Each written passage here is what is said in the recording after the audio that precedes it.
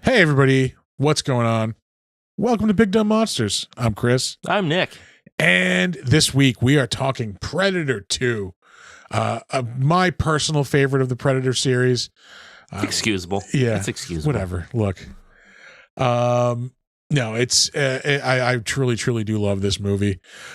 We get into that as well as some other things in this episode. We get into shenanigans. Hijinks. Yeah. So I hope you enjoy us hearing. Wow, that's the other thing I have. I must have had like a stroke or something before this episode. You did, yeah. Yeah, because I just keep messing things up. Mm-hmm. I hope you enjoy hearing us ramble on about Predator 2. Enjoy the show. It's a perfect night, misty and hollow. The air itself is filled with monsters.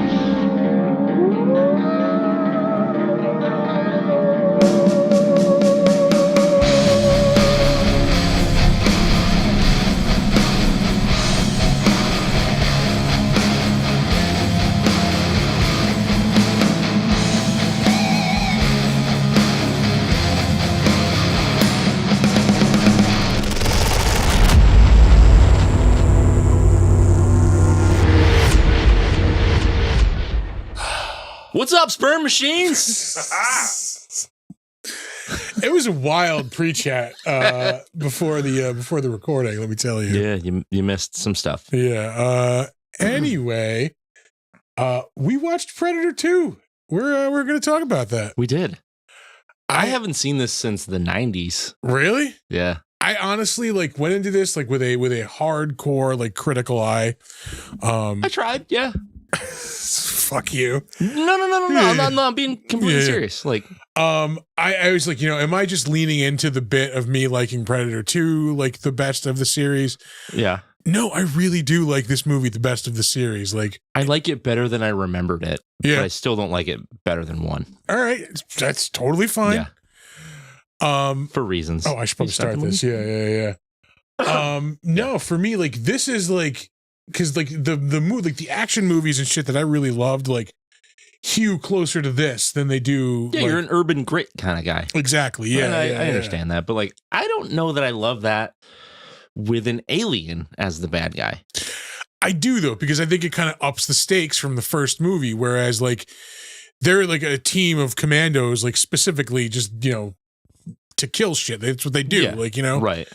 Whereas this dude's a cop, he's good at defending himself. He's good, he's been in this this war zone for a while, but at the same time he's dealing with that while he's also dealing with a fucking alien, a predator.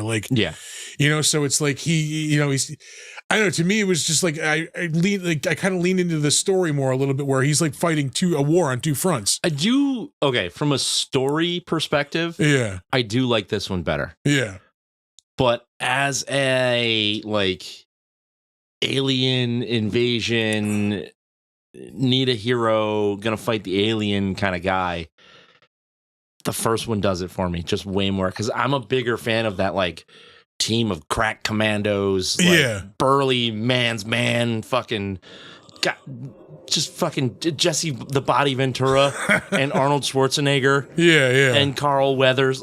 I can't not. It's just a bunch of greased up dudes running around the jungle shirtless. Really, what I want is a bunch of oily, muscly men with little to no clothing on, sweating and bleeding all over each other. Yeah, that's what I need. Yep. I didn't know that about myself. I discovered things. That's an awakening, if you will. As far as action movie terms, I think this movie is just as stacked cast wise as the first movie is. Like, It is. It really is, because I It mean, is. you have Danny Glover, you have Ruben Blades, you have Bill Paxton, for Christ's sake, you have Maria Conchita Alonso. Yeah. I mean, like, the better known as has a ton of people. So Yeah, we're you gonna got a have to, lot of tabs open. That was I made some hard cuts too. Yeah. No. Like, if I have like a real criticism about this movie compared to the other one, is that the first Predator doesn't exactly feel like other action movies like that came before it. Yeah. This feels like every action movie set in an urban environment, just with an alien. All right, I can see that. Like, this is Lethal Weapon. With an alien. I I fucking love that. Like, yeah, that's what I want. Yes. Okay, it's fine. You're allowed to like that. Where Riggs is both Murtaugh and Riggs. He is both of them. Yeah. Yeah, it's fine. Like, I like it. I like the setting. I like the way the city looks. It's got that lived in dirty feel. Yeah. It's got that like once it starts getting into the weird and the alien shit, it starts taking on like a legit almost sci-fi movie feel. Yeah. Which I noticed, like, this movie, like, you can actively watch the progression from cop drama into sci-fi movie. Yeah. Like, because it starts with gang war on the street, ends with spaceship. Yeah. And it slowly takes you, and it isn't all like a the way jarring there. transition either No, to it's get not. from point A to point B. Like, yeah. Yeah, they did it really, really well. Yeah. And I like it. It just, like, it doesn't have that, like, I don't know. It doesn't have that, like, adventure feel that the first one has for me. And I like that about the first one. Because it's got something magic in it. And this is really, really good. Like, I don't want to shit on this movie because I did enjoy myself. But it's like, it also goes on way too fucking long. Yeah, because it is almost 2 hours. It's like $1.50, I You think. can cut an easy 20 minutes out of this motherfucker. Yeah, maybe some of like them investigating some of the, but then I think if you take some of that out, it makes that transition from cop movie I don't need to see to alien movie a little bit more jarring. They could have streamlined a lot of the story where the Predator is taking out gangsters. Yes, and like I don't want to see less of him like cleaning off the trophies and stuff, but like maybe only one scene of him like with like a skull off the side of the building, like, you know? Because why did he have to get struck by lightning? What the fuck was that about? That was a bit much. I mean, come on. As a kid, you're like fucking cool, but yeah. Like, again, looking at it critically, like that's a bit much. Yeah. But I mean that shot of just him on the Eastern Building is so like it was badass. Yeah, it was it's badass. fucking iconic. And then he gets like, struck by lightning. Yeah, that does like bring it down a little bit. But I remember HBO guides when you were a kid. Yeah. I remember like the picture on the HBO guide for Predator 2 was him like on the Eastern Building. Danny Glover, hell yeah.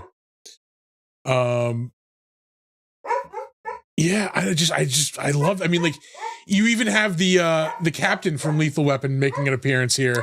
Yeah. In this scene, in the shootout in the beginning. Yeah. Yeah. Donner's being a fuck ass already, huh? Yeah. He's been okay today, but he's apparently saving it up. Yeah. I had a thing I was gonna say, and it's eluding me right now. Goddamn dog. Threw me right off my track. Oh.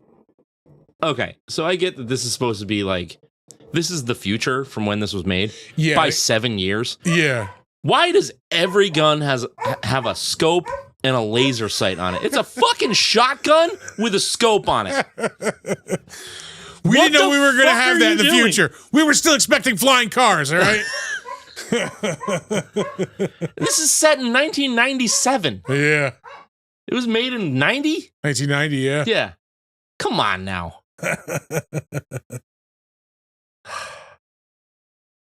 I love the look, like, cinematically of this movie. Like, it looks like Point Break. It looks like Lethal Weapon. Like, it has that glow to it. Like, it just looks so awesome. Yeah. I love a good West Coast action movie. And like this like checks so many of those boxes. Yeah, no, it's rad. Like if you took the Predator stuff out of it, you still have the makings of a really solid action flick. Yeah. Like I would watch this. Like I don't know why it's taking me so long to come back to this. I think it's just because I in my mind I was like, the Predator in a city is fucking stupid because Danny Glover is just a regular ass dude. Like he has no chance against a Predator in all reality. But at the same time, he's on his own turf. Like he uses that to his advantage. Like he knows like there's nothing he can do to stop this. So he's going to let Keys and his guys try to take their shot before he fucking does anything. Like, yeah, and they all get wiped out, of course. Like, yeah, but that does nothing. And what it boils down to is Danny Glover has better reflexes than the fucking Predator. He's got better street smarts than the Predator. Yes. In the fight where he kills him, he has better reflexes. But at the same time, the Predator has been already in like a fight with Keys and his men for like a while already.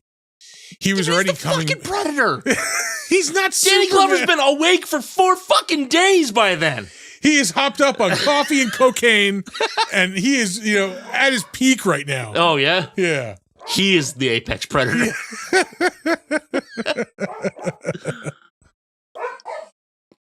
Oh, Jesus Christ. This is a really fun fucking movie. Yeah. Yeah.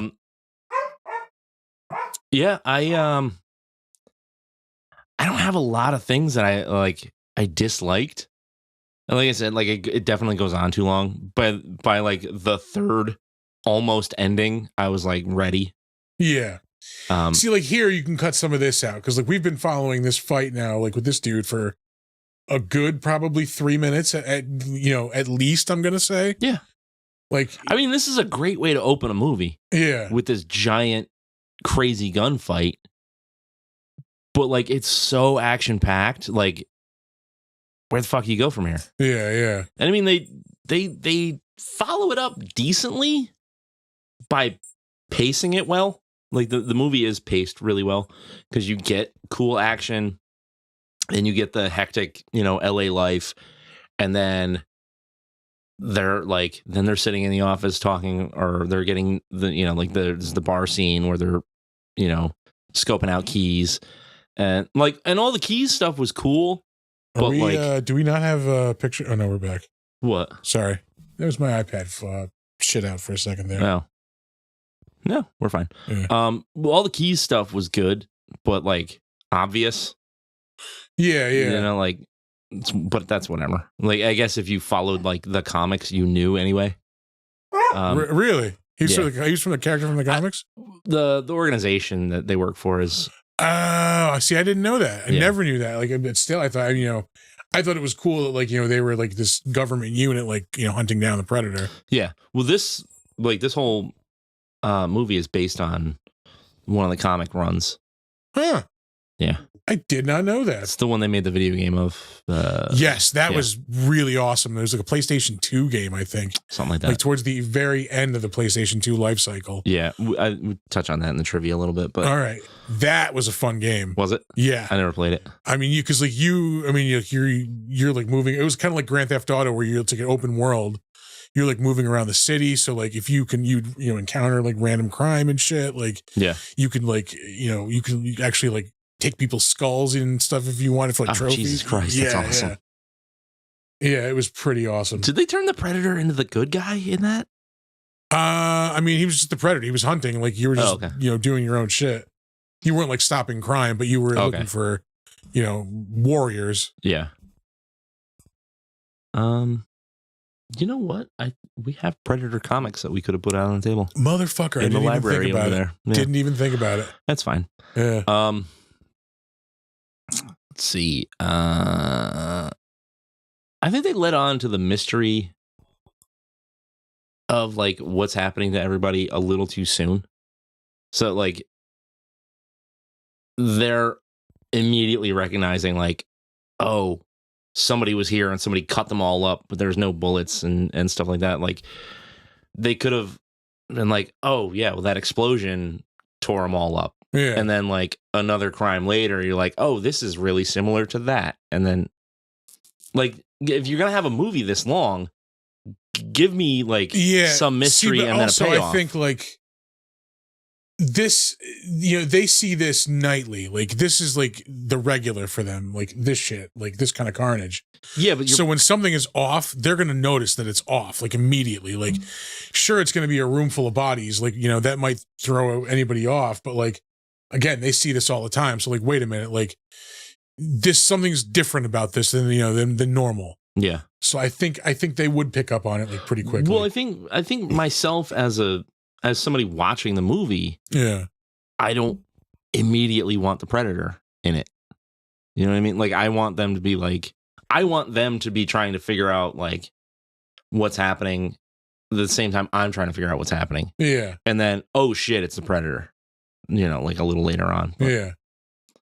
Maybe I'm just being I mean, you are watching needy. a movie called Predator 2. I understand that, but like he's in the opening fucking shot. Yeah.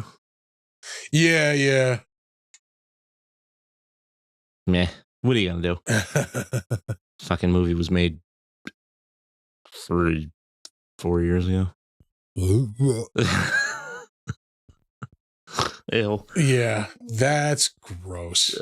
Shit. I remember watching this with my family, like in our living room, the first night it was on HBO. Yeah? Yeah. Jesus Christ. Robert Davi. Goddamn action staple right there. That guy? Yeah. Crater Face? Yep. He's in Die Hard. He's in the Goonies. Yep. I don't know if they paid this person like enough money, but the sweat designer on this movie working overtime. Yeah. Everybody's got like just moist. Everybody is moist, and every shirt has a triangle on the back. Yep. That's the one.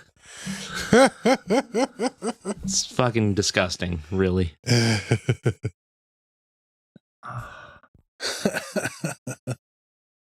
Yeah. No, they definitely would have fired him. Yeah. Like a long time ago.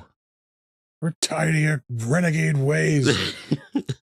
I like that they like expand on like the Predator's weaponry a little bit. Yeah. Because he didn't have like the cool like the spear with the nets and stuff. Spear, yeah. The flying disc too. I don't think it's in the first one, right? No, I don't think so. Yeah. Yeah, that's fucking your boy Stan Winston, man. Like, just a legend in the industry. Yeah, he's so creative and so cool. What'd you think of the actual design of this Predator over the? I liked it. I like it's because it's not like. Well, first of all, you don't really know that he's in a group until the very end of it. Yeah. So like, whereas the first Predator, we're never told, we assume he's solo. We never see, another one. So like it makes more sense that he'd be more armored, whereas opposed to this one, he's just more like lightly armored and like, also it's an urban environment where he needs to be quicker as opposed to like a jungle where he can hide and like, he's up against these commandos with these, weapons of war where like these are just small arms that he's facing here. Yeah. So I think it's really cool that he looks different. Like he's geared up for a different fight, Yeah. Yeah. And the makeup was really good too. Like, yeah. But I like once you see the whole pack, they're all a little different. Yeah. Like, yes, they all look like a Predator, but they all have different markings. They have different. They don't all look alike, okay?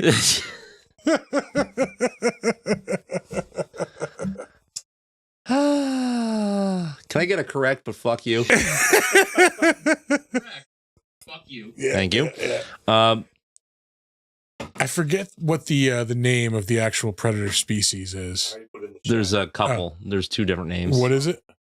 It's I don't know how to pronounce the Yautja. Yeah. Yeah, there's another one. It's like a 3-syllable thing. I think it also starts with a Y though, right? Yeah. I haven't read them in a while, but Marvel was putting out some really good Predator comics. I liked what they were doing. Marvel? Yeah, the ones we have in the library. Dark Horse forever. Yeah, Marvel. When Disney bought Fox, took over the franchise. And they were doing really? they were doing good Alien and Predator comics. Oh shit. Yeah. Yeah, because when they first started, it was all Dark Horse, right? Yeah. Oh yeah.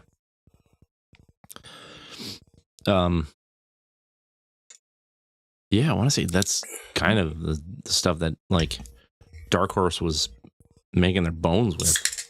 Like that and Aliens for a while. Yeah. Like early 90s Dark Horse was And pretty Sin bad. City. They had they had Sin City, they had James Bond comics, they had did they Godzilla really? for a while. Yeah.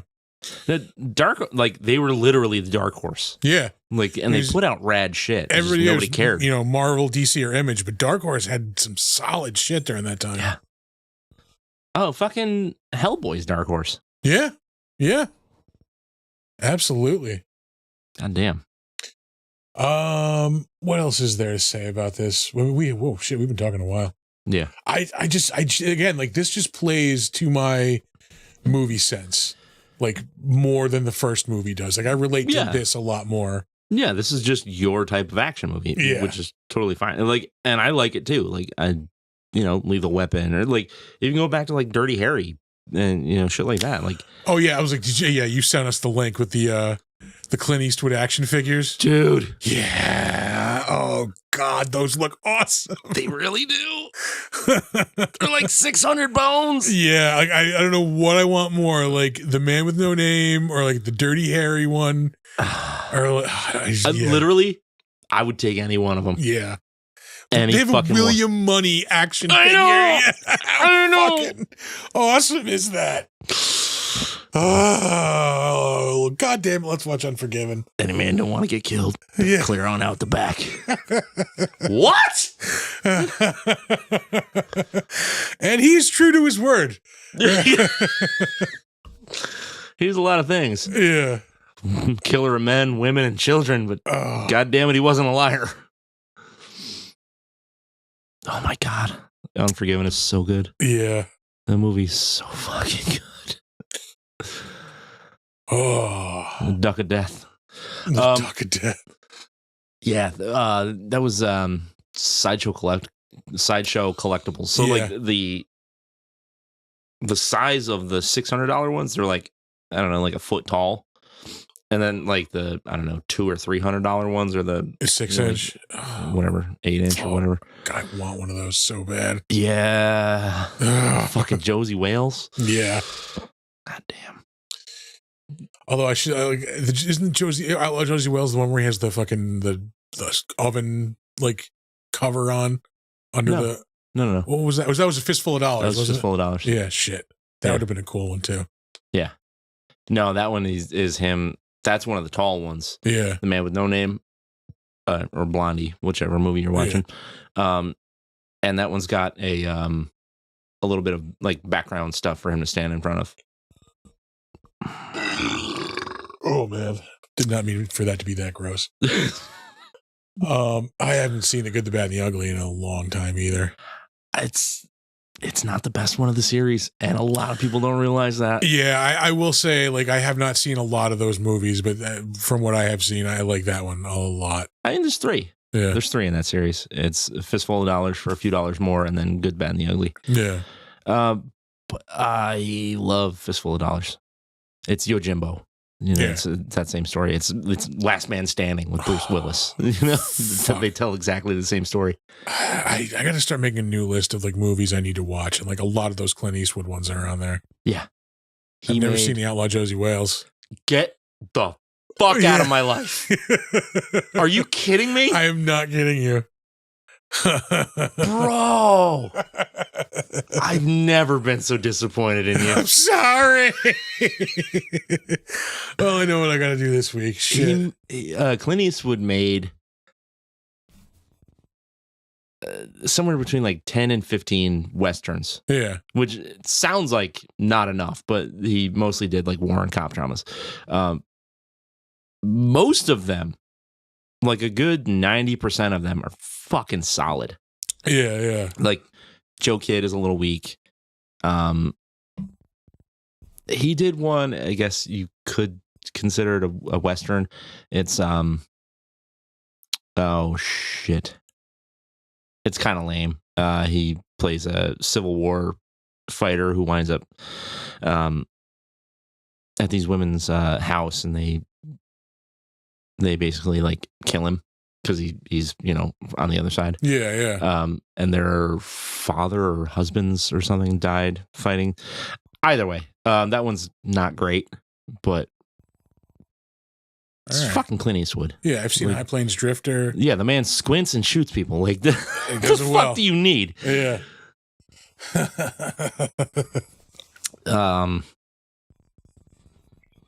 Goddamn. Oh, I love Clint Eastwood movies. Anyway,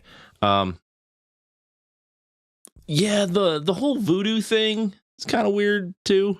Like a lot of time spent on it. I'm here for it. Yeah, no, it's cool. I like it. But also, they don't do that much voodoo in Jamaica. That's true. Like, wait, are you telling me this movie's going crazy with stereotypes? Wait a minute. Maybe a little. Yeah. Like the Mexican cartel leader in his Aztec themed hotel room. In high school, and like I'm sure if Alex is watching, he could attest to this.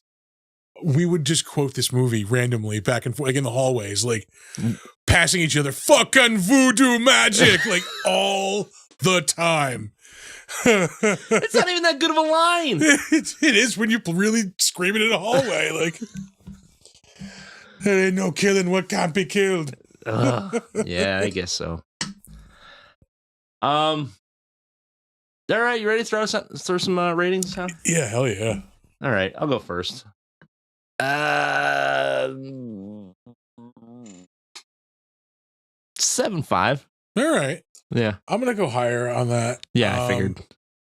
For me, I'm going to go a full point higher. I'm going to go 8.5 because I love this movie. Yeah. Yeah. It's got a lot going for it. Like, the music is great, too. Yes. You don't really notice it, which is exactly what it's supposed to be. You know, it's generic kind of action movie stuff with like a darker tone to it, but like, yeah, it absolutely works for what they're trying to do. Yeah.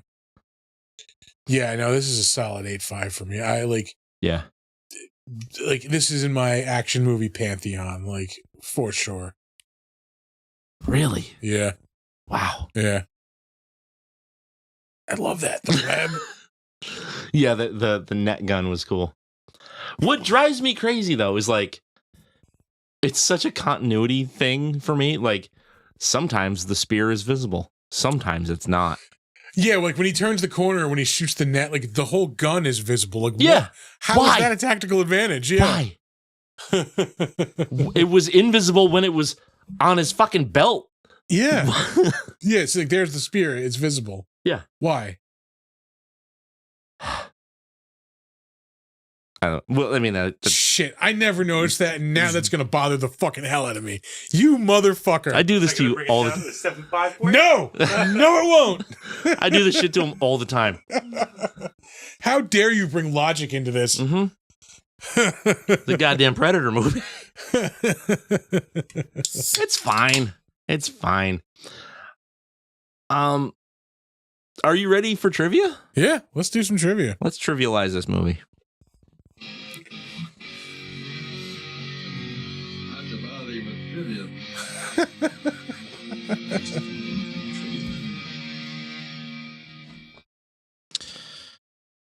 Okay, we're gonna start with a real ripper here. The filming of the alley scene was very troublesome for the filmmakers due to the rough neighborhood. The alley was littered with garbage, most of which was used in the film, and plagued with large rats. You love rats. Local residents, angered by the noise created by the film crew, would throw bottles and paper bags filled with feces from windows at the crew in the alley below. Worst of all, the film crew found a dead body hidden among the garbage. Oh my God. Welcome to LA, baby. Holy shit. Yeah. After being offered the lead, Danny Glover was quick to jump aboard the movie as he knew of few movies that had, quote, a black man fighting a supernatural being. Director Stephen Hopkins said that the studio's only concern was that an Afro-American leading man would limit the film's profitability in some countries. example being South America, South Africa. But they eventually agreed, given Glover's popularity from the Lethal Weapon movies. Yeah. I mean, yeah, he was pretty huge at the time after those first 2 movies. Yeah. I mean, like, I'm trying to think of other things that Danny Glover would have been famous for other than Lethal Weapon at that point. We have a segment dedicated. Listen, man. Just to that. We can banter before the segment. That was me escaping from not knowing the answer to that off the top of my head. I think it's nothing. I think the answer is nothing. Let's see here. The spear weapon that was used in the film disappeared and was reported stolen after filming was completed. Huh. You know that is mounted on like somebody's wall right now. Fuck yeah, it is. Fuck yeah, it is. The original storyline of the... Wait, hold on. I wonder if it got used in a murder. That'd be so cool. They murdered some Jamaican drug lords. With the Predator spear? He went, motherfucker. Yeah. Oh, there's one witness. He just said the devil came and took them in Spanish. Let's see here. The original storyline of the film was to have taken place in New York City, but Jim Thomas and John Thomas quickly changed it to Los Angeles because of budget concerns. The scene where the Predator raises the skull during the lightning storm was to have taken place atop the Chrysler building. Yeah, no, that's a good switch. Yeah. That's a much better setting, I think, for this than New York. Yeah. Oh, speaking of like the Predator being on top of things, like just like how cool and iconic some of the cinematography of this is. Like, how fucking rad was that silhouette of the Predator on that gargoyle? Yes. Like, how Batman, how fucking Spawn, you know, like, yep. Ugh. Yeah, that is like a very 90s like comic book image. Yeah. Yeah. Of course, that would predate Spawn, but still. Whatever. It was very Frank Miller. Yeah. Very Frank Miller. Some of the Predator sounds were recycled from Tremors. Really? Yeah, apparently. No shit. Yeah. I think it was when that scene where Kevin Bacon like opens his like vagina mouth and speaks. I was gonna say they were all Burt Ward clips.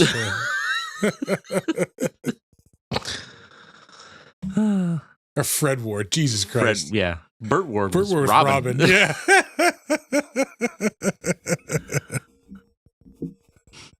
According to screenwriters Jim Thomas and John Thomas, a Predator sequel had not been planned, and they had to wait and see how successful the Predator comic book series would be. After the series was a hit, producer Joel Silver was able to convince Fox to make a sequel, which was immediately greenlit. Comics, saving the day. If it exhibited raging xenophobia, it would be very Frank Miller. I like it, TJ. Isn't the species they hate the most the xenomorphs? Sort of a xenophobia. I don't think they hate them the most. Yeah, I think they're just like on their radar. Like, yeah, they're they've like their encountered. primary target because they're hard to kill. No, just in those movies, like that's the ones they were going after. I had something. Oh yeah. The secret ingredient to this movie is fascism, so it's very Frank Miller. Yeah. And that's somebody who loves Frank Miller's shit. The film was recut and submitted for rating over 17 times, according to director Stephen Hopkins, because of the more graphic shots of mutilated bodies, nudity, and decapitations by the Predator. Damn. The film was originally given an NC-17 rating, and there was brief talk of keeping it that way, but this was ultimately believed to be detrimental to its box office. Would love to see the NC-17 version. Yeah, of this. as NC-17 movies are precluded from being advertised in newspapers and screened in certain theaters. So yeah, it would have fucking ruined it. By cutting around the explicit shots, often taking out somewhere between 6 and 12 frames, they were able to obtain the desired R rating. Hopkins said that no full scenes had to be cut due to violence, only for pacing issues. All right. So it was like, okay, this is like when it gets real graphic, cut it. I was just saying to point out how goddamn awesome Bill Paxton is in this movie. I mean, Bill Paxton's awesome in a lot. Really? I love him as the slimy, like, fuckboy character. Like, it's cartoonish. Oh, It's cartoonish. They could. He's at a 10. If he brought it down to like an 8, yeah, it would have been fine. it wouldn't be Paxton. Then he'd be Pullman. Yeah. He's reading the script. He goes, "Who the fuck do you think I am, Bill Pullman?" Yeah, no, I'm going Paxton on this. Ramp it up, motherfucker. But I love that, like, he is the character that, like, the higher ups think that Danny Glover is, basically. Like, Yeah. and Danny Glover has to deal with him in the way that they have to deal with Danny Glover. Yeah. Yeah. So you're a big old pain in the ass. Oh man. And like, I'm really sad that this character dies because I really like him. Yeah, Danny. Danny.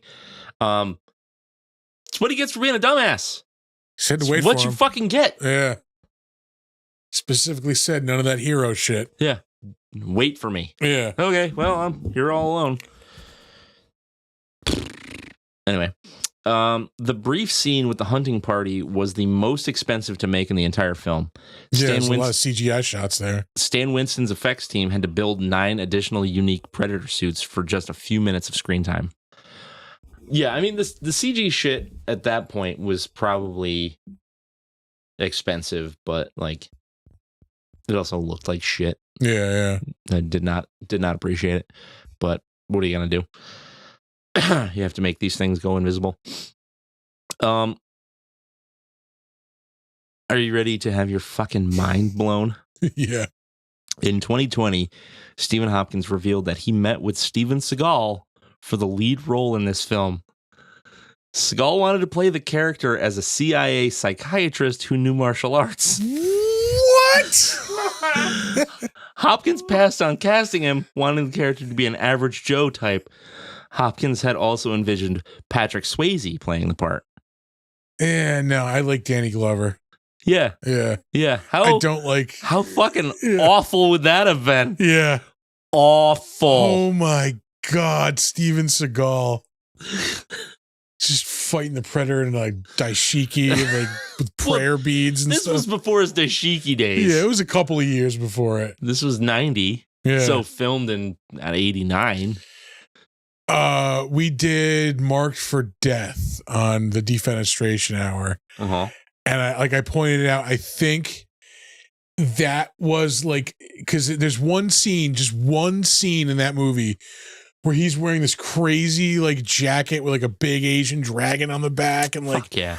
and I said to Tom, I guarantee you this was like the trial run for his later like full Asian look.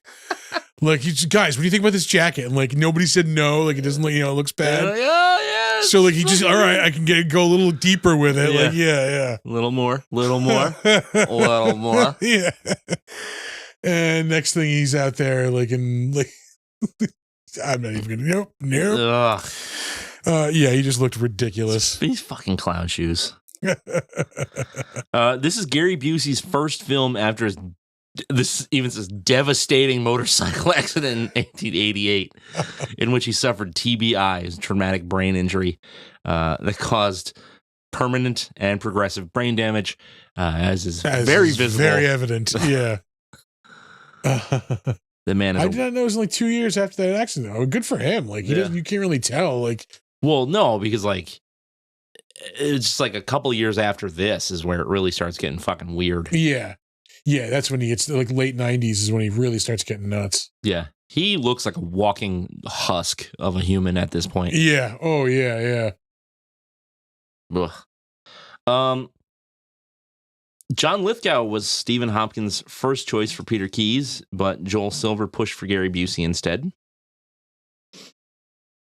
That might have worked. Oh, I'm sorry. Who was it? John Lithgow. As Keyes? Yeah. No.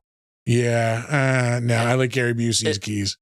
It would have worked if they kept Keyes out of the action. if Keyes stayed as like the office guy and in the van, it would have worked. Yeah, no, but like, he was actually in the fight, so no. The gunfight in East Los Angeles was shot in 3 long days, with the exception of the interiors of the building, which was shot on the Fox lot. The circumstances in LA were quite dangerous due to actual gang fights, stabbings, and shootings going on. Yeah. The crew was actually protected by the Crips during the shoot. Again, this is why I think LA makes way more sense than New York, because like that was actually going on. It's in real. LA. Yeah. It's real. Yeah. In the novel, the elder predator is called Grayback.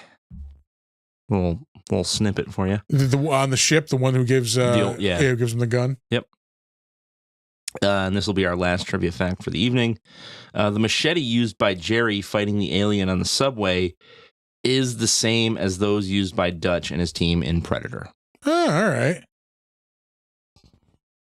That's interesting. Yeah. All right. That's what we do here. We like to keep it interesting. We're going to move on to the better known as. Like we alluded to before, there are a shitload of people. Luckily, some of them we have covered before, so we can just go right the fuck over them. Yeah. But we're going to start off with director Stephen Hopkins. I don't know if this battery's dying, but this is acting a little wonky. You've been saying that for like a month. Yeah, so it's got to be the battery. He is still directing things as of 2023 anyway. Directed 6 episodes of a TV series called Liaison. Directed a Dark Tower TV movie in 2020. I don't think that was ever released. Let's hope not anyway. Not if it was like the Stephen King Dark Tower. 14 episodes of the Fugitive TV miniseries. I didn't know that was a thing. 2020. 3 episodes of 24 Legacy. 24 episodes of House of Lies. That was a pretty good series with Don Cheadle. Yeah. Californication, Shameless. Californication was good for like 10 episodes, and then I had enough. Amanda and I were watching Shameless, and like that was good for like 5-6 seasons. Yeah. And like we have not finished it because it just becomes unwatchably bad. Really? Yeah, it's just so horrible. Where are we here? 24. 12 episodes of 24, the original series. He directed the 1998 version of Lost in Space. It wasn't horrible. I dug that movie at the time. Not great, but I didn't like it. He directed The Ghost in the Darkness in 1996, which is an awesome movie. I think you've talked about that before, but we have like way back. It's Michael Douglas. It's based on a true story. It's Michael Douglas and Val Kilmer. Mm-hmm. They're like these 2 like big game hunters who get hired to like track down these 2 lions that have been killing like railroad workers. I think these lions ended up killing like 100 and something people. Like, Jesus Christ! Yeah. I mean, they would just take like 2 people every night. Yeah. And yeah, it's about them trying to hunt them down. It's a really, really good movie. But when they finally killed these spoiler, they killed the lions. When they finally like killed these lions, they found like they were these weird like mutated lions. They were male lions, but they didn't have manes. I don't know if they both had it or one, like the lead one had like an infected tooth, and they think that's why it drove it to like hunt humans. Yeah. Like it just, it was the infection was affecting its brain, so it was way more aggressive and like just it was hunting anything it could find. Yeah. And humans were easy.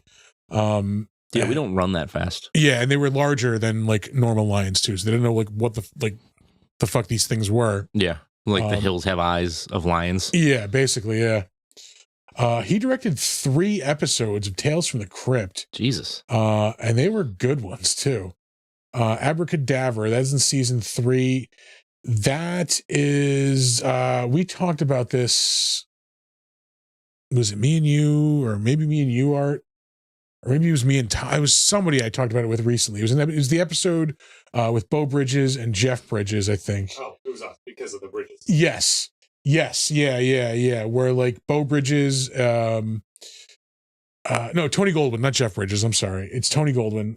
And like they're like medical students or something, and like one of them invents this drug that like simulates death, basically. Oh, and, like, yeah. To play a practical joke on the other one, like he gives him the drug, makes him think he thinks he died. Yeah, and then he autopsies him. No, at the end, right? like he's, oh my God, I'm still alive. He really does that. He wakes up and has a heart attack, and then like he realizes like, oh, his brother was mostly right, but the thing he was wrong about was that like he thought that feeling was like the first thing to go. Yeah, but feeling was like one of the last things to go. So as he's undergoing his autopsy, like he's like screaming in pain, like internally. That was an awesome episode. Let's see, what other ones did he direct? I believe they were all like memorable ones, if I am not mistaken. Here we go. Season 4, Beauty Rest. I do remember this one. This is the one with Mimi Rogers, where she is like trying to like win this beauty pageant. Like it's not a beauty, it's it is a beauty pageant. Yeah. And like the winner gets like a modeling contract for something or other. And I think she like poisons like one of the other girls. She ends up killing them all, and she wins. And the prize is like she's like Miss Autopsy.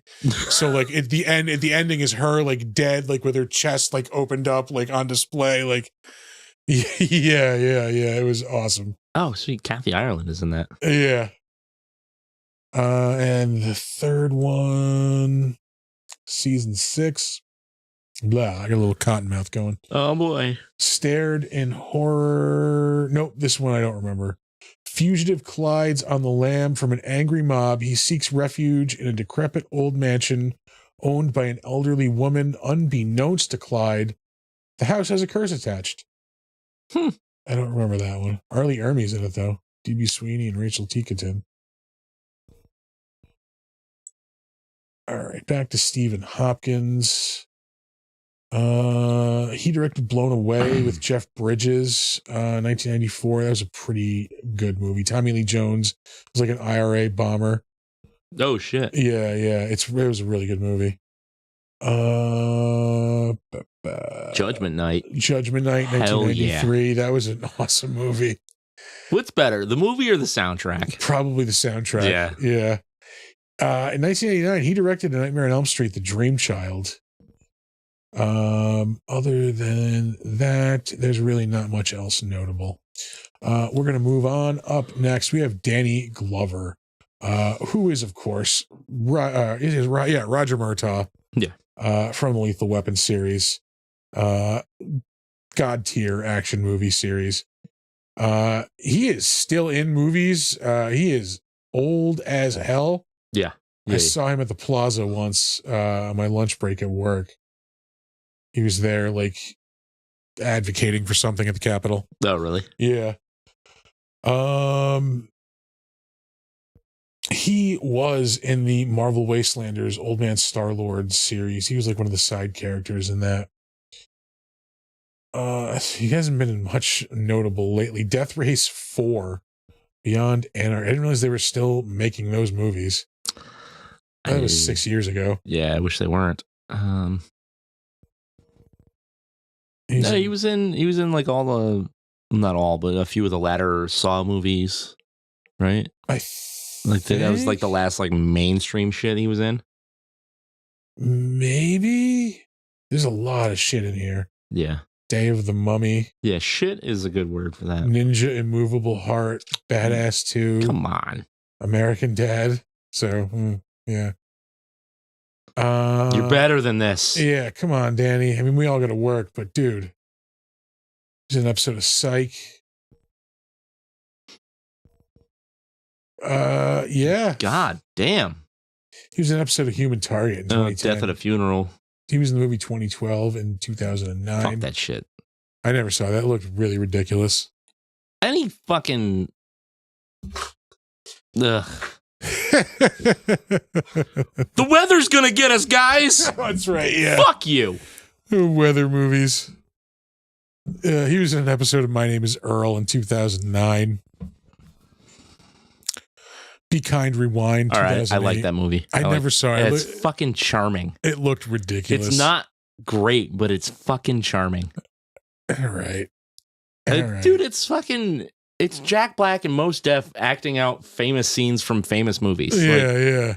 And then selling those in their fucking ghetto rental store. It's amazing. He was in the movie Shooter in 2007 with Mark Wahlberg. All right, that was a decent It was a decent movie, yeah. Surprisingly. God damn, dude. He was in the Royal Tenenbaums. That was 23 years ago. Shut up. Shut up. Shut all the fuck up. Oh. He was a voice in The Prince of Egypt 26 years ago, which was when Lethal Weapon 4 was released 26 years ago. I fucking hate this. Why does everything have to suck? Oh. Fuck that. He was in the movie Switchback in 1997, which was horrible.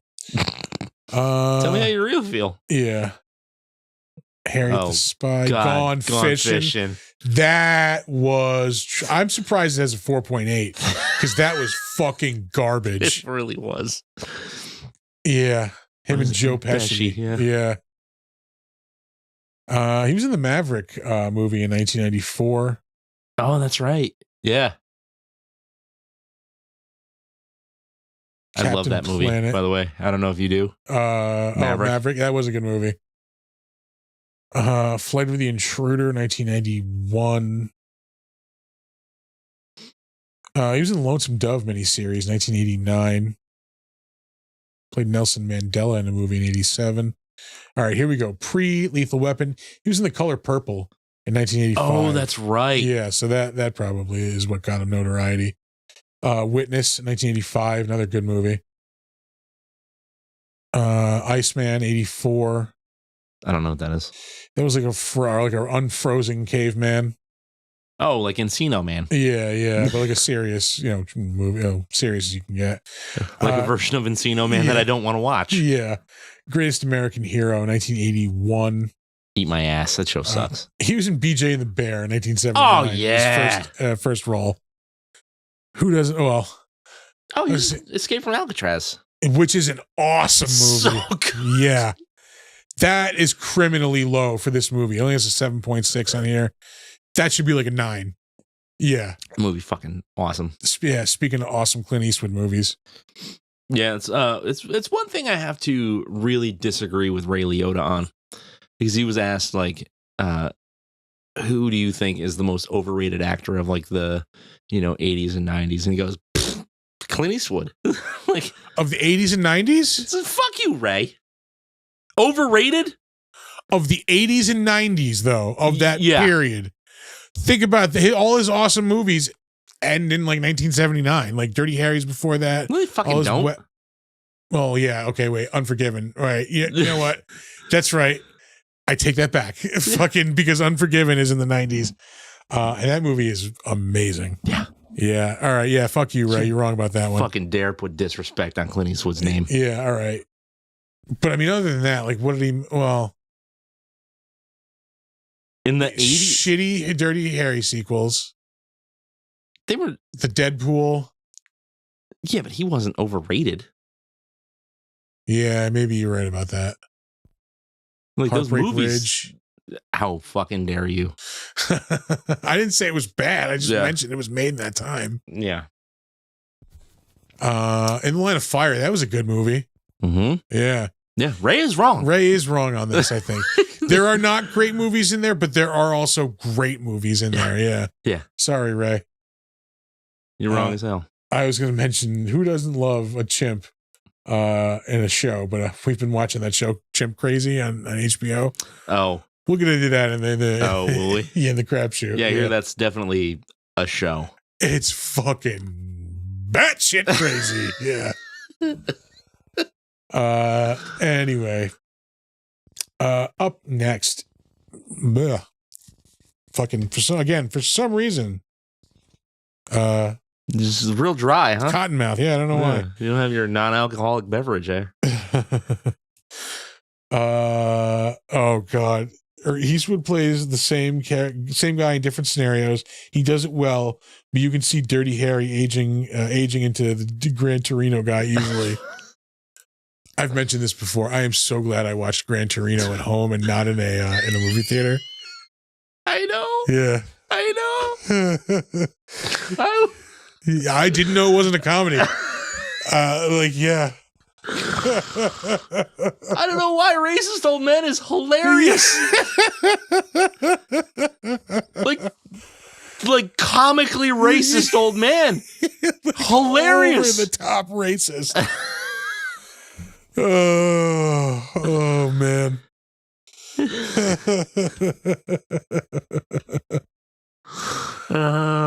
Oh, hey, Gary Busey's and stuff. He is.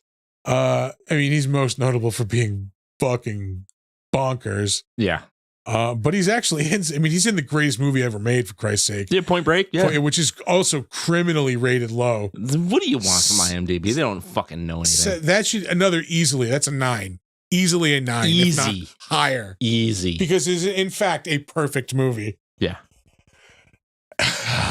Yeah. What the fuck would you change about Point Break? Nothing. Not a thing. Not a motherfucking thing. Not a thing. I'd get 3 meatball subs. That's what I'd change about it. Yeah.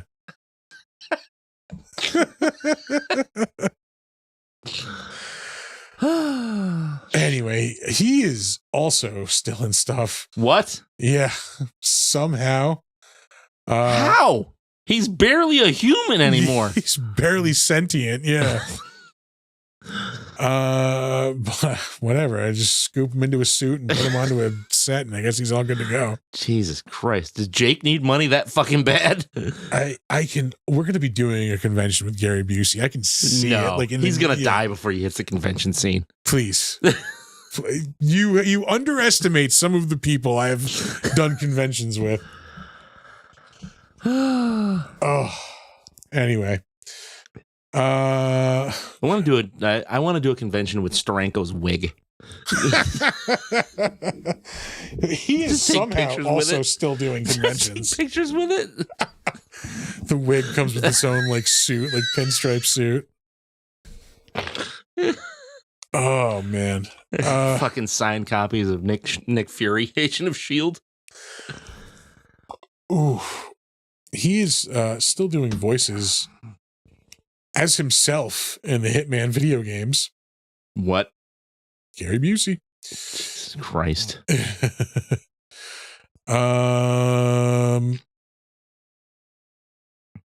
Mr. Peabody and Sherman. Sharknado 4, that tracks. From Dusk Till Dawn, the series. Yep. Entourage. Mm-hmm.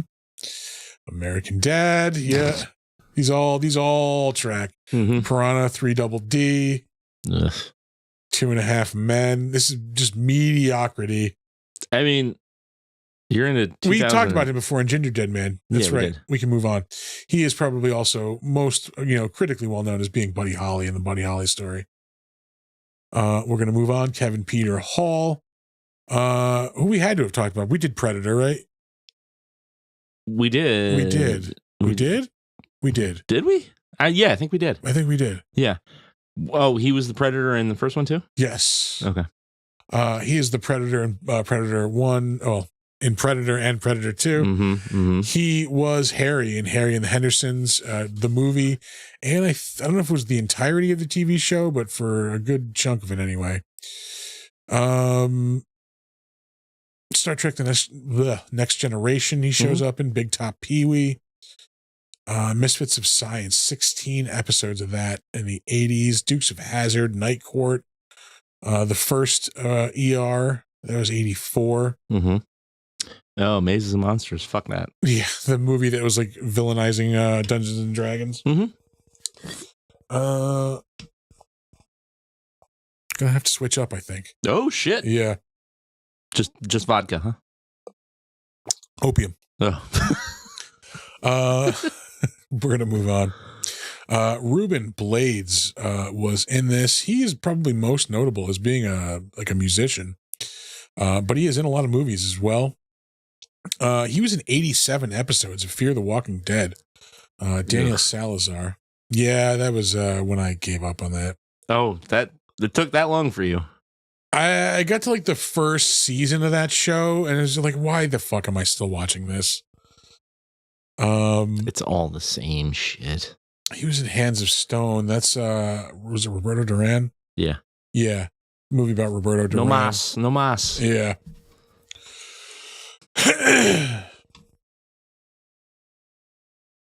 Come on. Let's see. Roberto Duran, like, if you get rid of the no mas controversy, that was a bad motherfucker. Yeah. A bad motherfucker. 80s like, boxing was like a whole just different thing, man. It was just so They were awesome. animals. Yeah. Yeah. Fucking animals. I miss when boxing was awesome. Oh, fuck. He was in Once Upon a Time in Mexico. Lame. Yeah. Let's follow up like one of the dopest action movies ever With this mediocrity. garbage. Yeah. Hey, I have famous friends now. That's exactly what that movie is. Yeah. Yeah. Let's see. He was in The Devil's Own 1997 with Harrison Ford and Brad Pitt. In an episode of The X-Files the same year. He's in Color of Night 1994 with Bruce Willis's penis. He's in, has a scene with it? no. He has dialogue with it? They're in the same movie, yeah. Bruce Willis notably hangs dong in that film. You see his ball bag in, you see the silhouette of his ball bag in, shit, I was just talking about it. Last Man Standing. Oh, really? Yeah.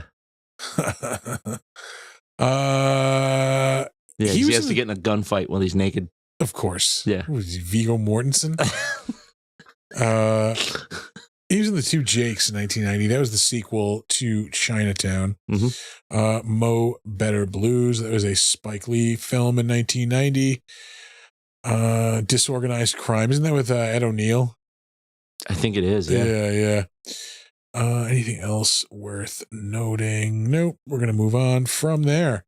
Up next, Maria Conchita Alonso. Ton of 80s action movies. We have to get through a whole bunch of Jesus. more recent stuff. No thanks. Yeah. But yeah, I mean, she was in some big stuff for a while, and we're still scrolling to get to it. Christ. She was in an episode of Desperate Housewives in 2006, CSI Miami 2004. That's not the right Kingpin. Yeah, nope, not the Kingpin we want it to be. She was touched by an angel in 1999. No. Good God, woman. This is so much crap. The Outer The Limits Nanny. was all right. Yeah, she was in an episode of that. Oh, FX, the series. Yeah, 1997. I mean, the movies were cool. Chicago Hope. She was in McBain, 1991. McBain! She was in The Running Man in 1987, of course. Oh, Vampire's Kiss. Wasn't that the Nick Cage movie? I think you are correct. Where did it go? Up. Yep. Yeah. Yep. Nicolas Cage and Jennifer Beals, vampire movie. Mm-hmm. I haven't seen that in so fucking long. Yeah. Like, I couldn't even tell you the plot anymore. Oh, this went back to the fucking 90s. Shouldn't we all? Yeah. Running Man. Yeah. Fear City. Tom and I were talking about that movie the other night on Fear City? Defenestration. Yeah. And then a bunch of Spanish stuff before that. We're going to move on. Up next, Bill Paxton, who we have talked about at length, but we will always multiple mention, times. Yeah, because he's fucking awesome. Yeah.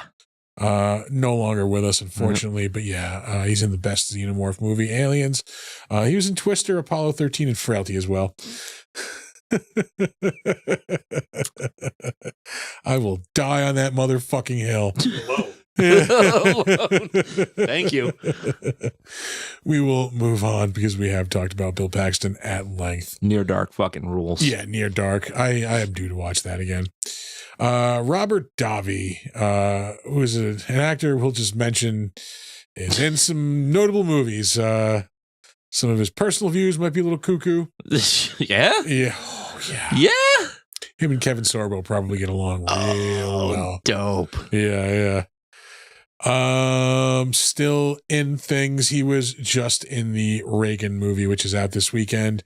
And from what I hear is fucking terrible. Really? Yeah. I mean, the dude has an interesting life. Like, why would the movie suck? Because it was made by a conservative media company that's only going to make propaganda. Oh, no. It's not going to give you like an accurate movie. Anyway, you could just like tell the truth with Reagan, and you have an entertaining movie. Yeah.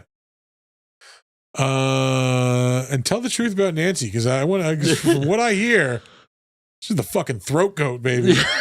Excuse me, what? You've never heard that? No. She apparently gave the best blowjob ever. Like, from like, it was like you can Google that shit. I am already. Yeah.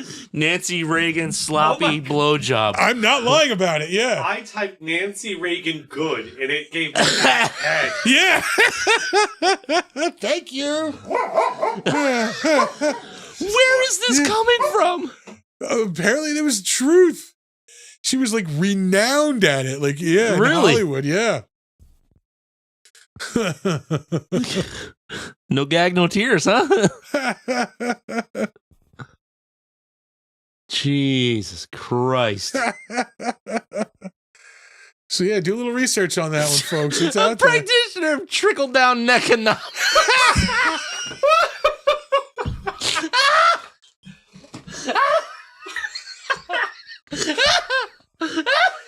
Well, that just won the fucking internet. I just closed because I couldn't read anymore. Nothing will ever top that. Oh my god. Trickle down economics. I'm gonna have a stroke.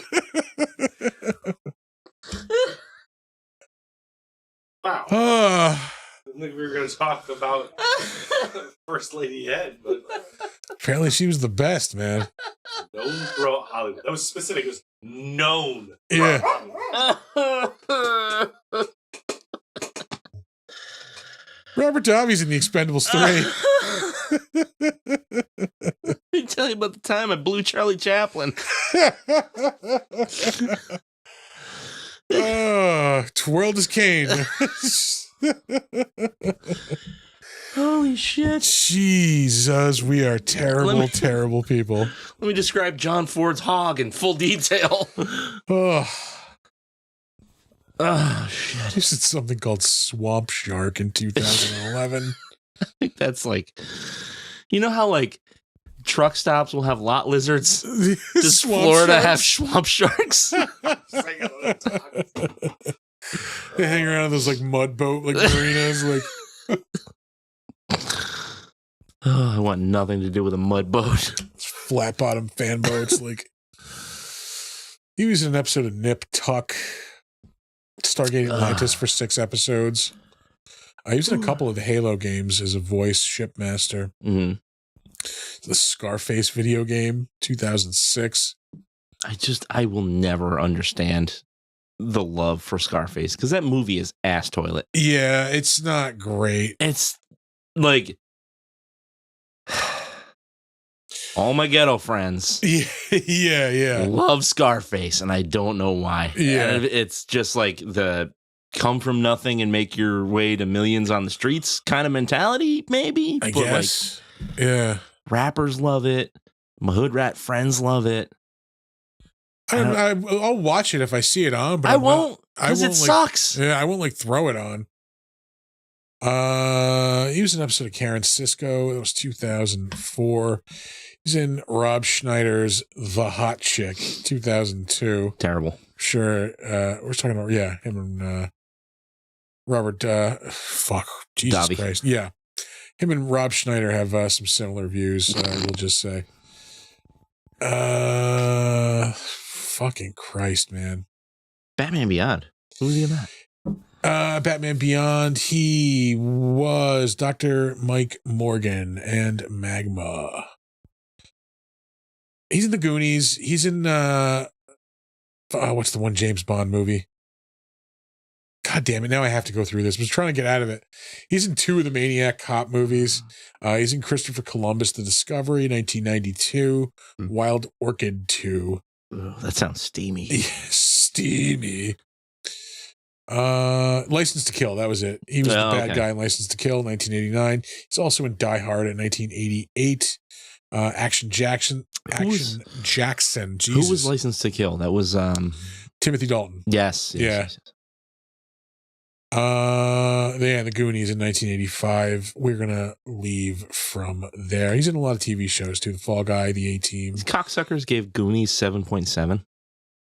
Is that low or That's high? That's fucking low. Yeah, it's the Goonies. I would give that higher. Up next, Adam Baldwin probably gets along also really well he's with like Robert Davi. They're like tight. Yeah. It has also been in some awesome stuff. Jane? Yeah. A man called Jane? Most notably, he is Jane in Serenity and Firefly. Mm-hmm. He has been in some big movies, though, too. Fucking Animal Mother and Full Metal Jacket. Full Metal Jacket. That's a movie I haven't watched in a while. That's a movie I used to be able to just put on and, watch. Like the first half? I watched the whole. I like the whole movie. The whole movie is good. It's weirdly 2 movies. Yeah, and the first half is just unbelievably great. Yeah. It's not supposed to be funny, but it's so funny. At 0800, there will be a magic show. It's the most random line, but that's the one I've always hung on to. A jelly donut. Jesus fucking Christ, who do you think you are? Mickey fucking Spillane? I bet if there was some pussy at the top of that obstacle, you'd get up there. Give me one for the core. Now one for Jesus. All right, Jesus doesn't get his.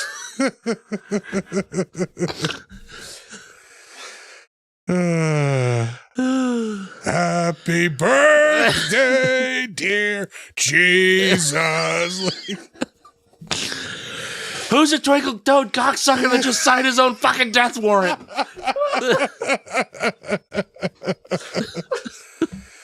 I didn't know they stack shit that high. The best one, though. Did your parents have any children that lived? I bet. What does he say? I bet you let me come over and fuck your sister. No. I like you. You can come over to my house and fuck my sister. Get on your knees, scumbag. Choke yourself. Not with your hands, with my hand. Don't pull my hand. You lean down to my hand and choke yourself. Oh, man, I love that movie. He is a fucking treasure. R. Lee Ermey brought most of that dialogue with him. Yeah. From his drill sergeant. Yeah. Oh, fuck.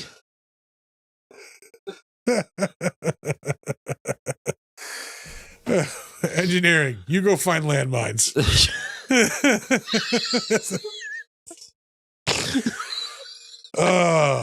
Drop your cocks and grab your socks.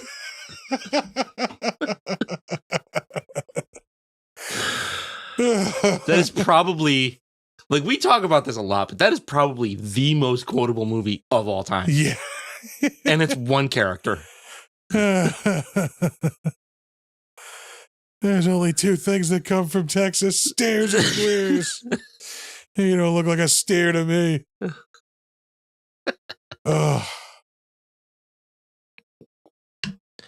Anyway, Adam Baldwin was in 91 episodes of Chuck as Major John Casey. Mm-hmm. Halo 3. A lot of Halo voice actors in this movie. Yeah. He's in Drillbit Taylor in 2008. Oof. He was Superman in a couple of DC animated projects as well. The Doomsday movie. That was all right. I don't know if I saw that one. There was a while where I was buying a lot of those. There was a while where like DC was putting out really good movies. Yeah. Yeah.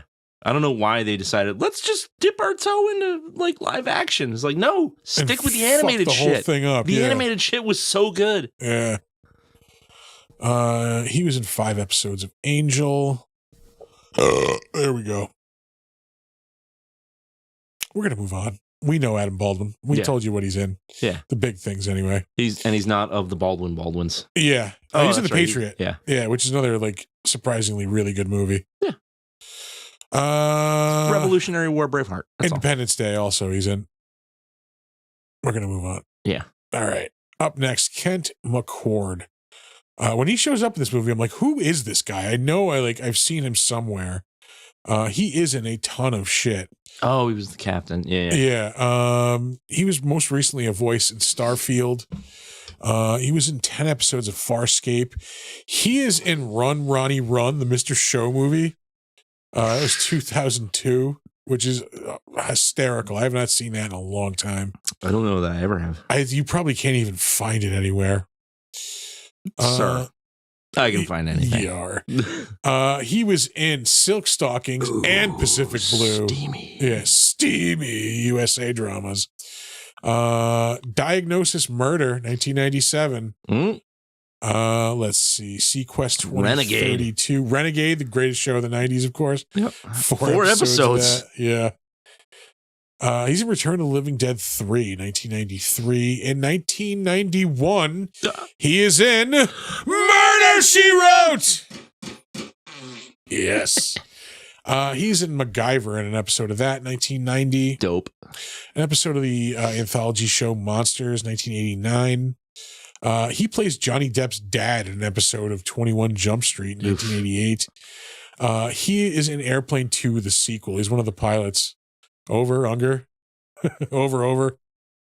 Yeah. Just like way less funny. Yeah. Like, yeah. I was way less funny. They just did an episode of Unspooled on Airplane. They were talking about how like it was just a cheap like cash grab. Like none of the like original like writers, like the producers, like the Zuckers weren't in on it. Like, and they just redid the jokes basically from the first movie.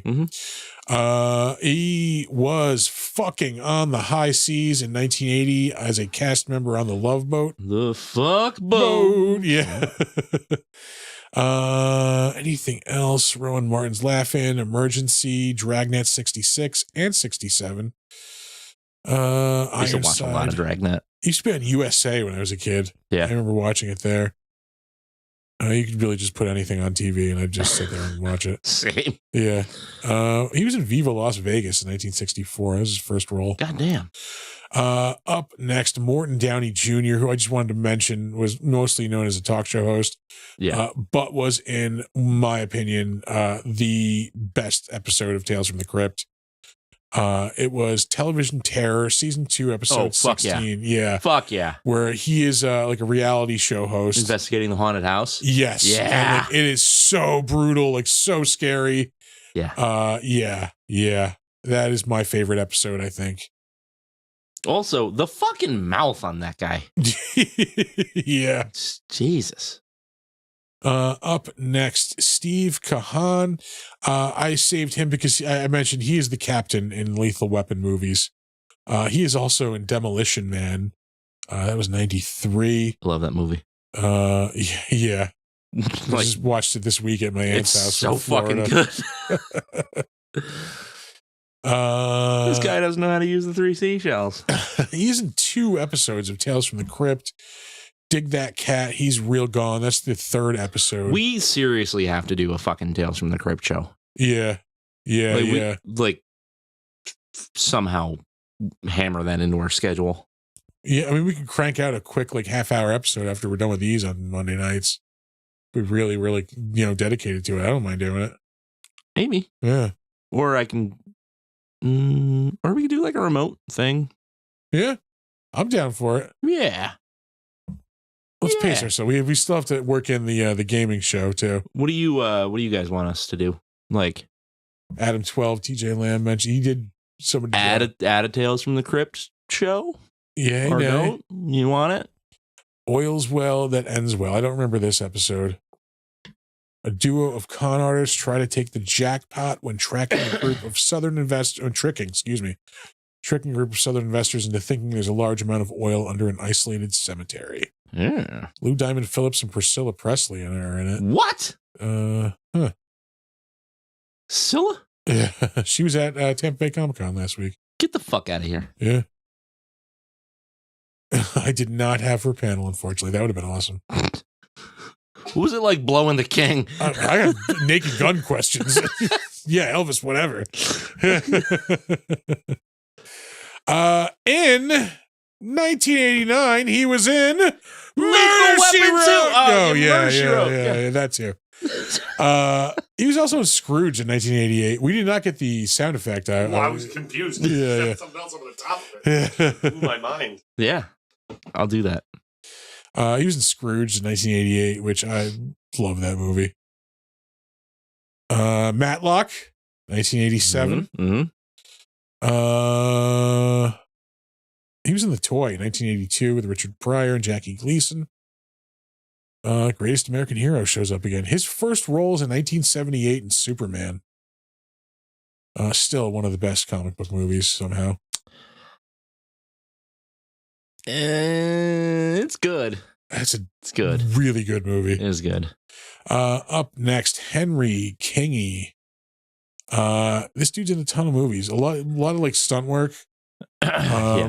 But still some big name stuff as far as acting credits. He was in Ant-Man and the Wasp in 2018. He was in Drive Angry in 2011.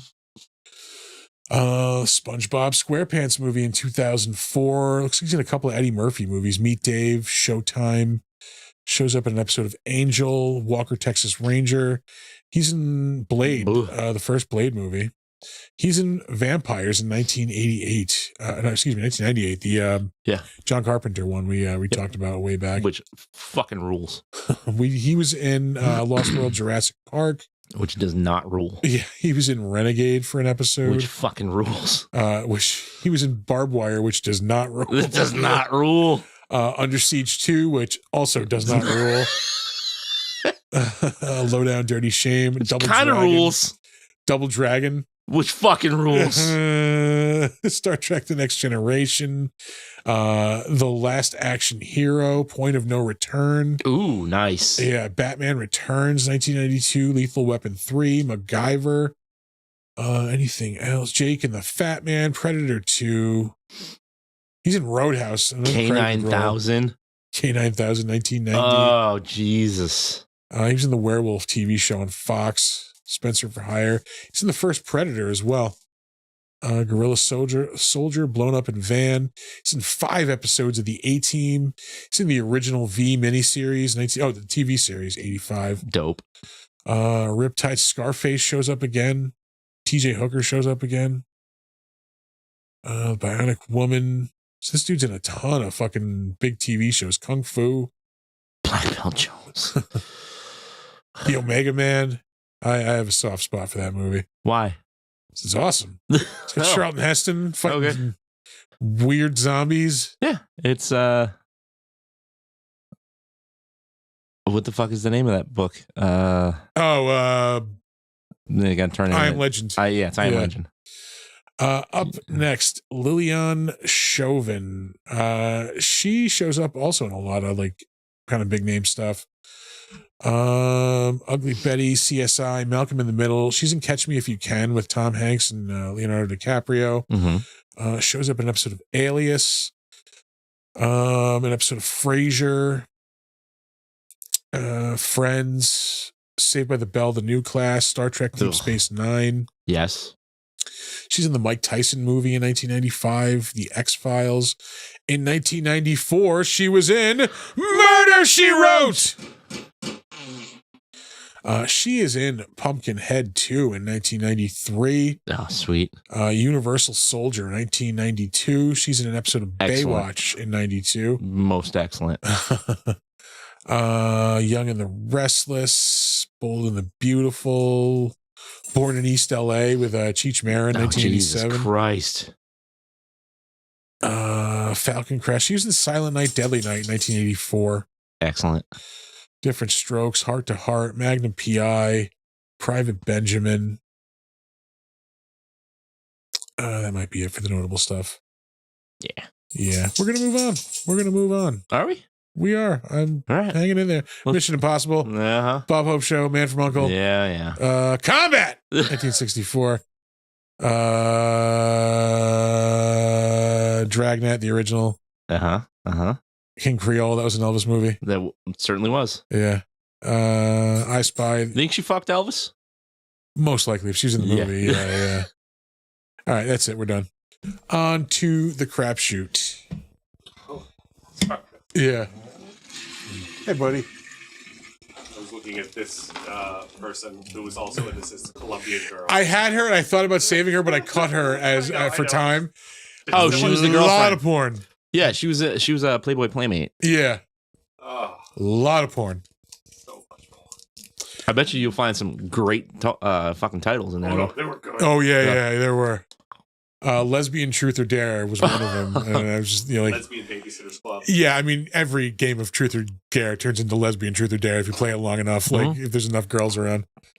Yeah. That's true. Saw the Crow reboot last night. Oh, did you? Yeah. Why did you? You were so against it. I just want to see it just to see. I still want to see it. I know that it's not good. It's not. Yeah. Hey, Borderlands officially no longer the biggest box office bomb in history, thanks to the Crow. Yeah. Really? Yeah. How the fuck did it bomb harder than that? Like, there's got to be way less money in it. Made less than $5 million, I think. I think they. Yeah, but at what budget?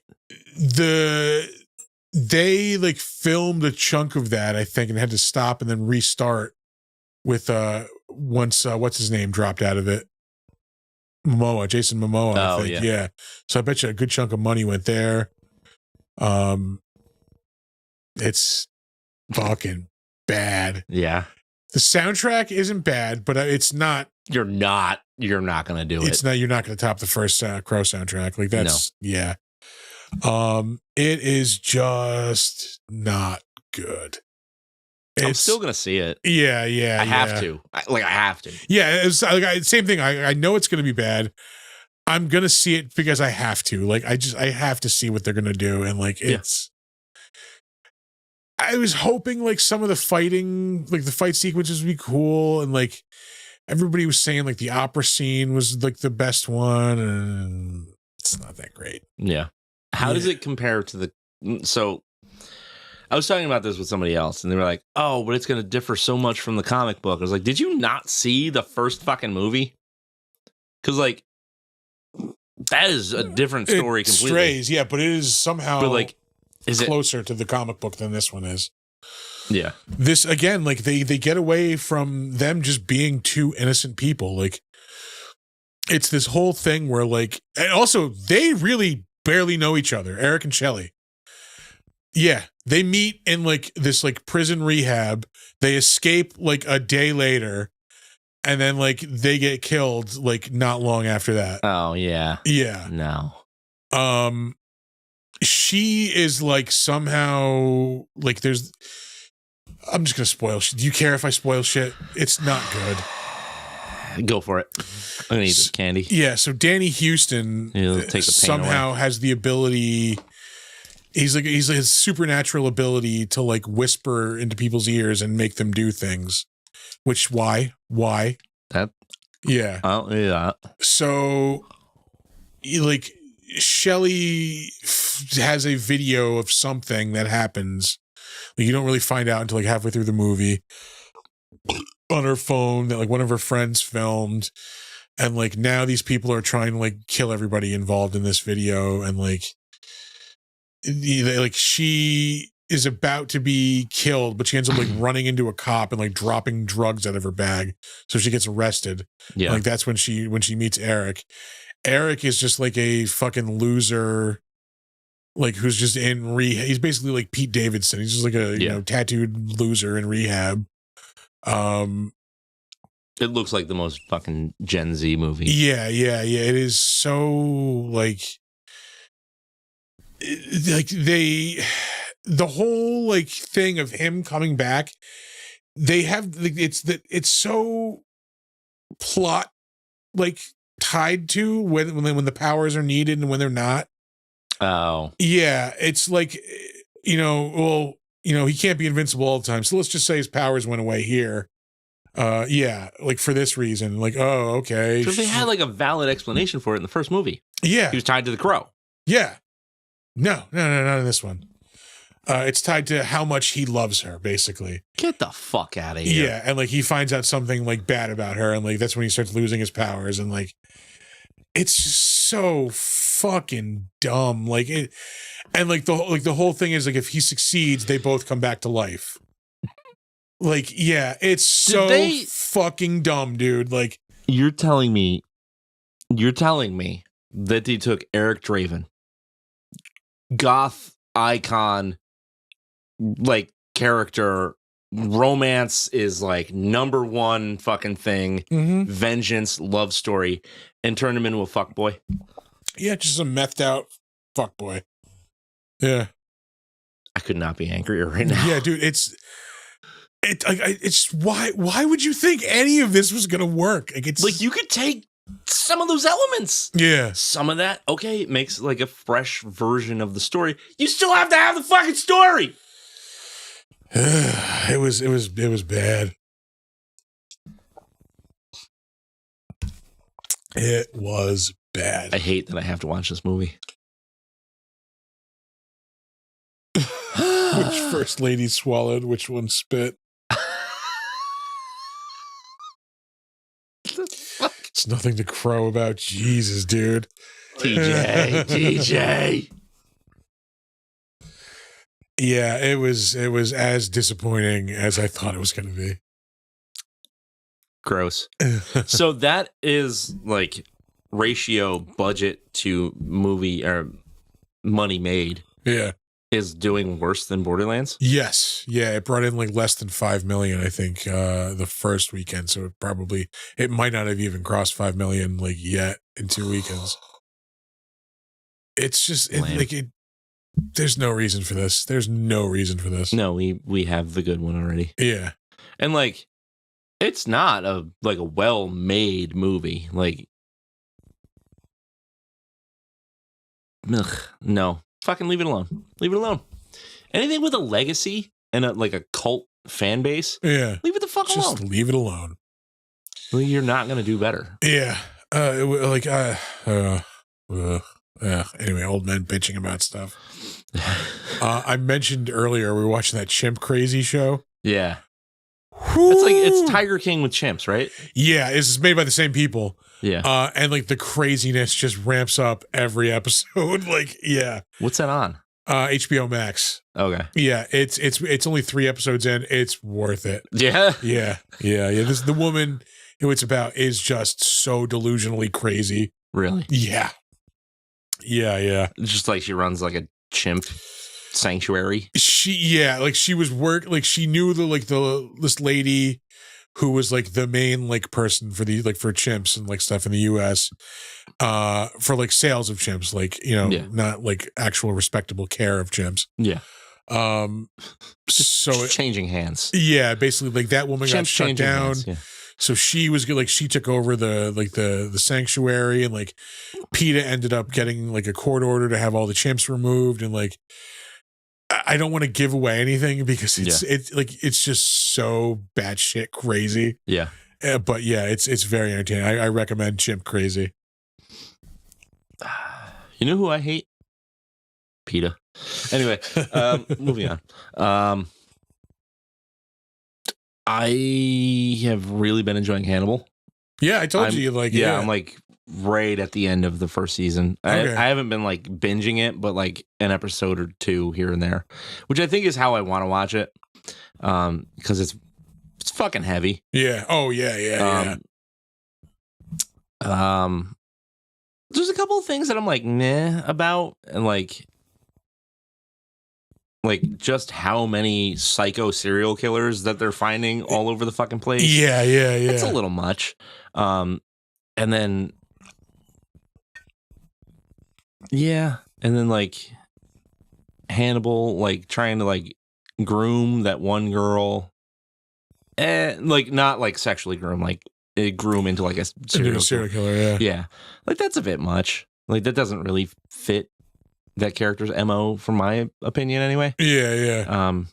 But I mean, maybe it's more what he does in like the books and shit. Yeah, in the books, there's much more of like a sexual element to his character. Is there? Yeah. So yeah, I've been enjoying that. Really haven't been watching much. Started playing Fallout 4 again today. I got close to playing New Vegas again. I started it a couple months ago and then just stopped. Yeah. I got a hankering for it. I want to play some Fallout. Yeah. But I started playing Star Wars Outlaws this week. How was that? It's okay. Yeah. I'm hoping it gets better, like, as I play a little bit more. Yeah. That's kind of what you had with a lot of modern games are like that, where it sucks at first. It was like something kills the DC universe or something. Oh, Suicide Squad kills the Justice League. Yeah. That was okay. Yeah, you were saying like it started off kind of fucking mid and then got better as it went along. Like, I hate that in like modern games where like they give you the shittiest version of the game up front. Like, give me a little something. Like, don't make me earn everything. Like, give me fun when I want the game. Yeah. But yeah, I mean, I didn't really get very far. I played it for maybe like fucking 30 minutes. Yeah. Enough to make a character and get out of the vault. Oh, yeah.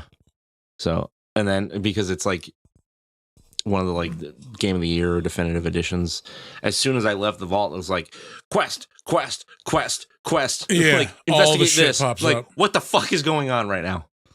Why do I have 6 radio signals that I have to figure out?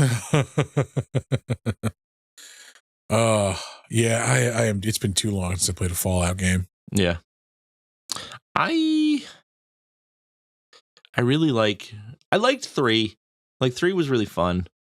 But New Vegas really like is fucking top of the heap for me with those. I've played 4 before, but like a couple of hours, so I really don't have. I think they really nailed the formula in 4. Yeah. So I'm excited to get into that. Like, I loved The Outer Worlds. Yeah, which is just like, that was a surprisingly fun game. Superb. The sequel is not out, right? Or it is? No, I don't believe so. Okay, because I know they are working on one if it's not out yet. Yeah. But that was really good. I mostly just like sat on my ass and vegetated today.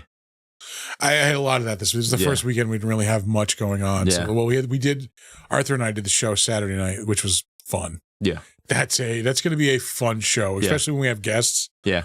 Your Sunday was a little rough, eh? Yeah, I could have hydrated a little better. Yeah. Uh-huh. No, I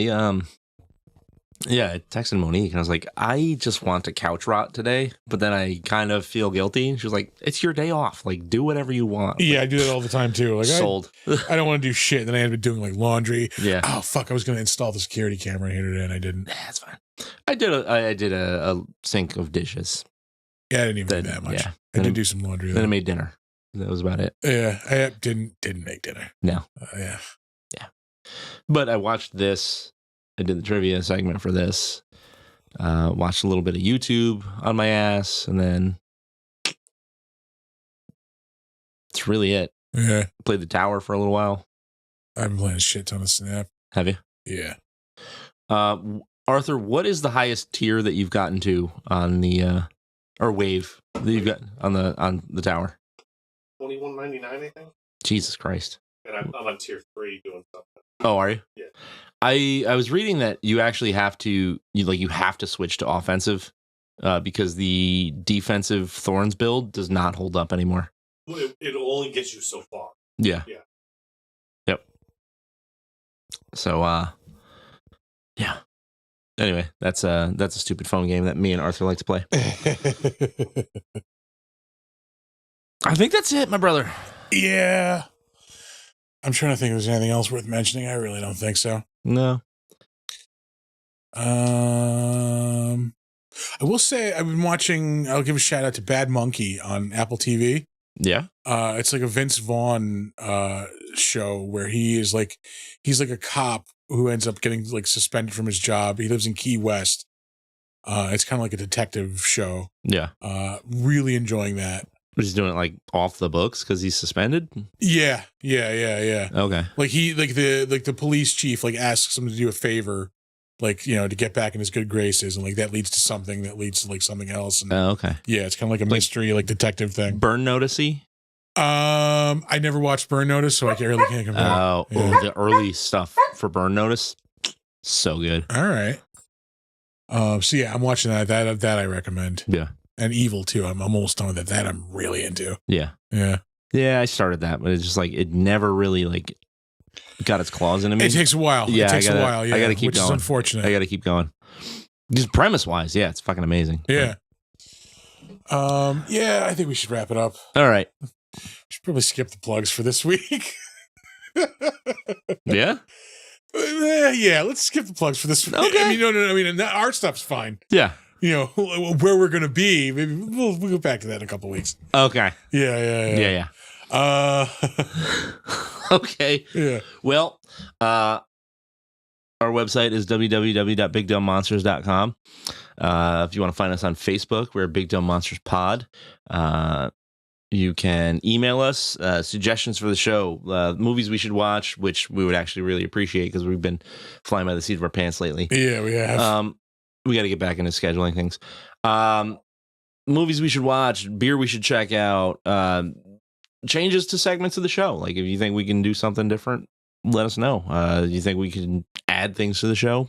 We want to know. BigDumbMonsters@gmail.com. Even if you just want to say, hey, we like your show or we hate your show, whatever. Keep that one to yourself. But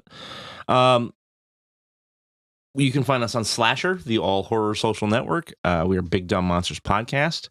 And you can sometimes find us logged into our Steam account, which is Big Dumb Monsters. You can check us out on Instagram and Threads at big_dumb_monsters. When the show is streaming live, you can check it out on Twitch and YouTube. We are at Big Dumb Monsters on both of those platforms. We are this close to 150 subscribers on YouTube. So if you haven't subscribed yet, please, do it. Please hit the button, subscribe. But then also watch on YouTube and like the videos. Yes, that would be a huge help. It'd be mint. We have a merch store at TeePublic. You can head over to TeePublic and just search for the Big Dumb Monsters store. Mm-hmm. We have a Discord, which we need to get better about promoting. Yeah, we do. And probably populating. Yeah. We have a Snap Alliance, which you should join. We are our hashtag, or not hashtag, call sign or whatever is MEH, and we are the BDM network. Not the BDSM network. Yeah, no, that's a different game. It's a different show. Yeah. Patreon, $5 a month. Mm. Yeah, you get that one. That and the Tales from the Crypt show. Yeah, exactly. So yeah, that's all we got. That's it. Except for some words of wisdom. I say this as Donner is actively eating his ass. But don't let loudly, ghoulies... Loudly, It's audible. I Yeah. can hear it across the room. But don't let ghoulies eat your ass. And never sleep in a deathbed. Bye-bye.